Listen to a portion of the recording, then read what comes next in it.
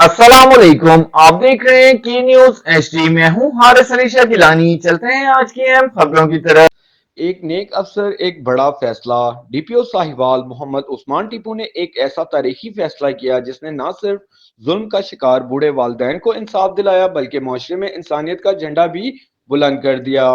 दो सगे बेटों ने अपने चचा के साथ मिलकर अपने वालिदैन को घर से निकाल दिया और ये खबर डीपीओ साहिवाल तक पहुंची तो इन्होंने बिला ताखीर फौरी नोटिस लिया। मोहम्मद उस्मान टीपू ने अपनी शनासा, दयानतदारी, नेकी और इंसाफ पसंदी का सबूत देते हुए मुलजिम की फौरी गिरफ्तारी का हुक्म सादर किया।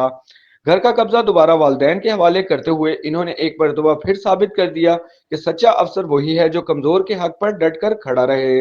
इनके इस इकदाम ने मजलूम वालिदैन के चेहरों पर खुशी, इत्मीनान और रोशनी वापस लौटा दी जिसे जुल्म ने छीन लिया था। ऐसे नेक दिल, रहम, ईमानदार अफसरों की वजह से मुआशरे में उम्मीद और अदल कायम है। डीपीओ साहिवाल उस्मान टीपू की इस जुर्रत मंदाना कार्रवाई को साहिवाल की सिविल सोसाइटी ने दिल खोल कर सराहा। अवामी नुमाइंदे, वकला हजरात, मुख्तलिफ समाजी शख्सियात ने भी इनकी इंसानियत दोस्त सोच को खराज तहसीन पेश की।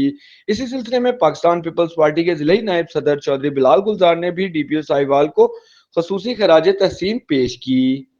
नज़ीर नामी बंदा आया हुआ है, इसकी बीवी भी जो है ना वो व्हील चेयर पे मेरे पास है।